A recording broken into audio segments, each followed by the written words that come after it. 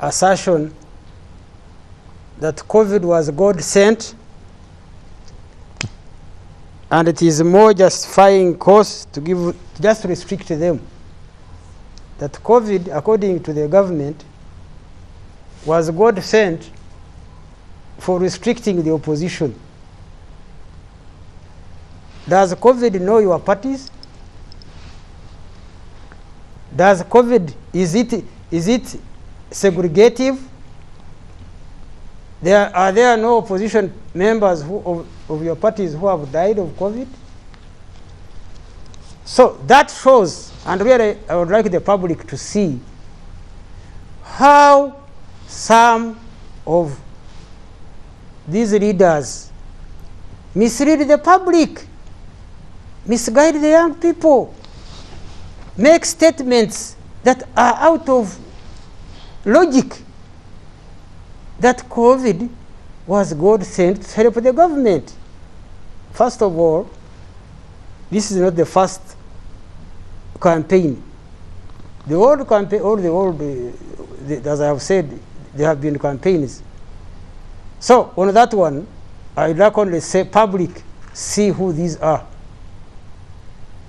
If there is anybody who has enjoyed freedom of NRM government, is Honorable Semuju. And I always tell him this whenever we are in a studio like this. If there is anybody who has enjoyed the freedom which is saying they are being restricted, it is Honorable Semuju. The last 10 years he has been in the parliament. Then he goes on to say that they have been fighting to enjoy their freedom.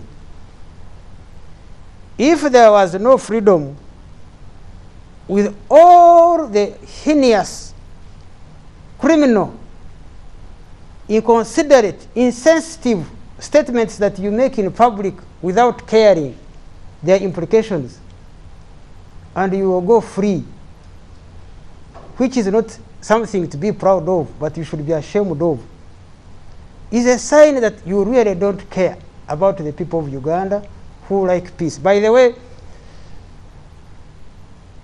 out there, don't mind about these people who only talk. There are very many God-fearing, peace-loving patriots of Uganda who are in their homes right now and who are not involved in this talk chaos, but who are busy doing their day-to-day work in peace and in freedom, only being disturbed by this type of people. Now, Honorable Semuju makes a very stupid statement, and I'm calling it deliberately stupid because he says these people have grown old and therefore they can no longer compete with the young. How old is Biden in the United States, who has just won an election? 77. So has he not competed with a younger person and beat him? But the young person is also old, 73. Wait a bit. So this question of age is a diversion. This question of trying to say that for them they are young is a stupid argument. In the 6th Parliament, there was a group called the Young Parliamentarians. YPF. Young Parliamentary Association. I used to engage them because one of my duties is to engage young people and bring them together. So that I can confirm. I used to engage them. Now, one of them told me that, you dead wood, you should leave, it is our time. And I called her to the canteen. She can testify that I told her, my dear, you young people, be careful, mind your language about calling even if they were your parents dead wood in a home, because me, I take a country like a home. In a home, do you go and tell your grandfather that he's dead wood and therefore should be removed from his home? I told her, if anything, the best you can do is befriend these old people. And I was engaging her, so that I said, you are better off befriending me. Because these people whom you are threatening, first of all, they are experienced, they are tested, they are proven, they have the respect of the people, they have a great following, they are well entrenched, They are even richer than you. Now you trying to threaten their defense or trying to threaten them is a danger to you more. Because if they can hold their ground more firmly than you who are running up and down. Therefore I said, best thing, befriend them. Where is that young MP? She's a positive cadre now. But I can even tell her, I can even say, because it's not a secret, she can testify herself. Honorable Wanyoto. Yes. Yes. So she can testify to this. And she said since then that message opened her mind. I said, she befriended you? Not only befriended me, I told her, yeah, let's now create a harmony between the two. Okay. Where you will be having trust in us, and we have trust in you, and that will make even the power you want. If we don't fear you, if we are not worried about how you handle matters, even power will be transited without any worry. But once you threaten us, we are very dangerous. That's what I told her. We can be very dangerous. But therefore, in a country is like a home. You keep the home together. Okay. The relationship between the grandfather, the father, the grandchildren is for harmony. Okay. Now, in the case of the opposition, and I'm really will come to the good points which Gobi has given, but before I come to those, I wanted the public to see who is giving the message to you young people, especially in particular, which is giving hope for the future, and the ones who are giving you messages of desperateness, of despair, of loss of hope. That is not how you build a country.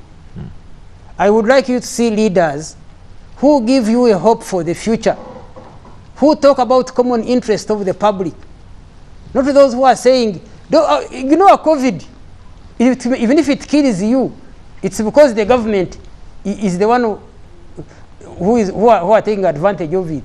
That's dangerous. That type of message is what we should oppose, reject, and tell these people to go where they belong. Because anybody, I don't care whether you are opposition, whether you are a politician, whether you are whoever you are, who does not look for things for the common good, for the common interest of the people, who go sectarian, then watch out for those, because those are the danger to our society. Now, when he talks of of saying that at that age, when the Tumwineers picked guns, is an age when everybody can burn tires and burn a city. Not at all. Not every young person must be violent and against the public interest and threaten life and property. Yeah. If there is a good cause, as there was, and that has been our historical mission, to defend the lives of the people of Uganda against whatever force. At that time it was government-inspired violence against the public. For protecting the people of Uganda, then we went for that good, noble cause, fortunately, which succeeded, and the results are visible since then. However, to say that every young person has the freedom to burn the city, to disrupt peace, the day before the riots, life was normal. And of course, the third day, life was normal. After we quashed those riots and that violence. And therefore, young people, don't be misled that being young is a right to violence.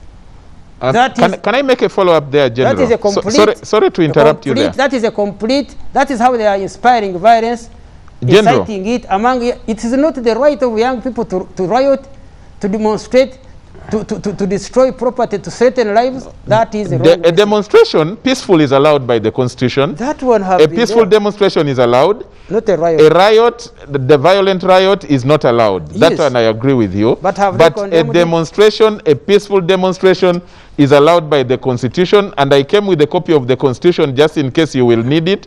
We can refer to it. I think. Can I quote for you?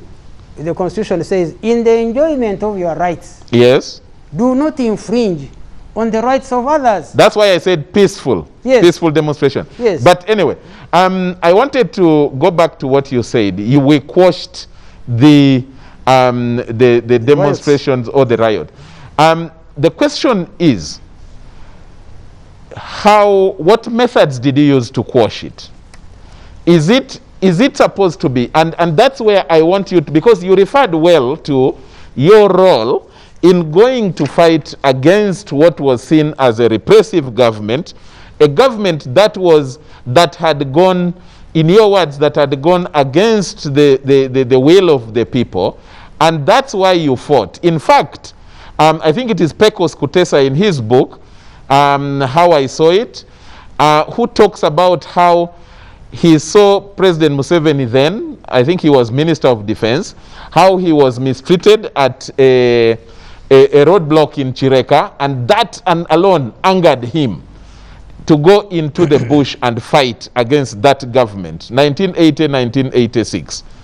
Now, today, as we saw, you decide, and you are the Minister of Security, that's why I'm raising this question to you, Honorable, so that you can respond to them, that you decide to let loose men in civilian, some of them in slippers, looking very scary, and they were shooting sporadically into buildings, and you could see that. Is that the method you are supposed to use to quash any of these demonstrations of people who are unarmed? And they are your people. First of all, none of you here, and all those are here talking, know well how riots are quashed, because you only talk from emotion, you don't talk from real facts. Tell us, General. If it is a peaceful demonstration, yeah, there are guidelines to how you handle a peaceful demonstration. If it is a riot, there are stages of how to deal with a riot, and they are very clear. And the simple statement I want to make for anybody to hear: the force you use against anybody threatening either your life or the lives of the public is commensurate to that threat. Can I repeat? There is no law that defines how many bullets you shoot or what method you use to quell a threat. Once there is danger of you, like any civilian is threatening your life in self-defense as a security officer, there is a right for you to use whatever force is in your means. No. To prevent. Don't say no, I'm telling you now. There is no law. The law defines reasonable. Please. What is reasonable? If my life is in danger and you're about to kill me, can I tell you how I am alive? At Kabamba, when you hear I shot the first bullet, the man I was about to shoot me, and in principle, in war, why adui kabla hajakuwahi? That's a principle. You kill the enemy before he kills you. If you see a civilian is about to kill you, whether with a hammer, whether with whatever weapon, you cannot wait that he kills you to be a good citizen. You will be dead, whether you will not be a good policeman or not. So the simple standard in any country of the world, the amount of threat is commensurate to the threat. If somebody is about to kill the public, as people are doing, burning lives of people, working them naked, chasing them in vehicles and crushing others, hitting them with whatever means were available, we threaten, by the way, I repeat this, the role of the revolutionary forces and the security forces is to defend and protect the lives and property of not only sovereignty, but the property and lives of the public.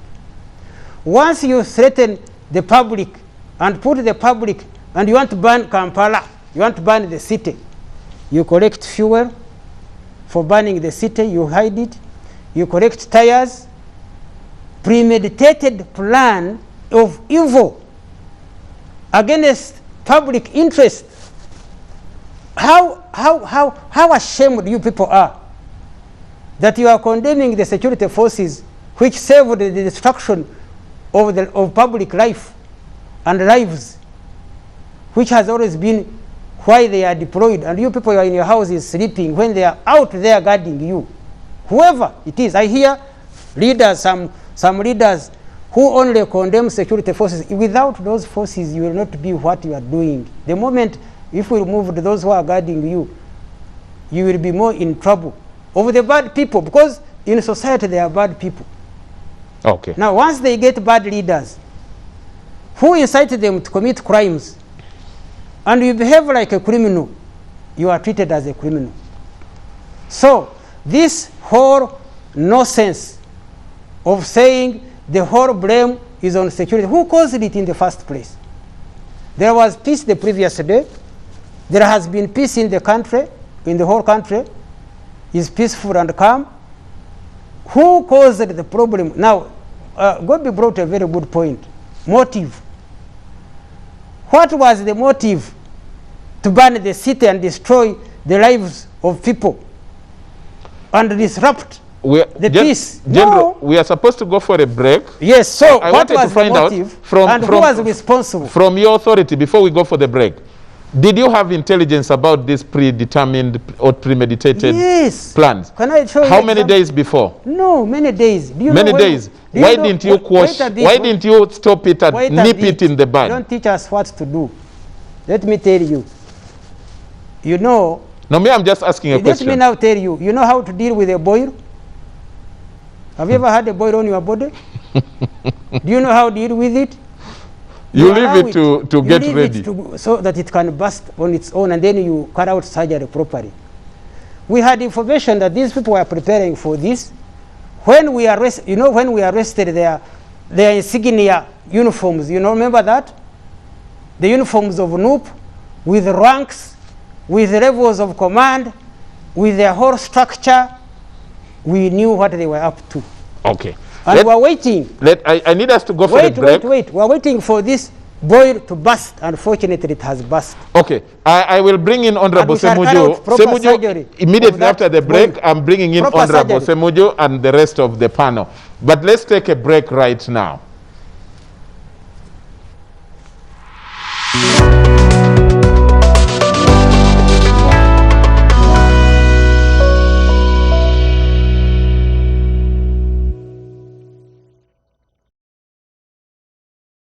The Director General National Population Council cordially invites honorable members of Parliament, representatives of government ministries, departments and agencies, department partners, local government leaders, cultural and religious leaders, the civil society, academia, the private sector, the media and the general public to the launch of the 2020 State of the Uganda Population Report under the theme, The Impact of COVID-19 on Population and Development.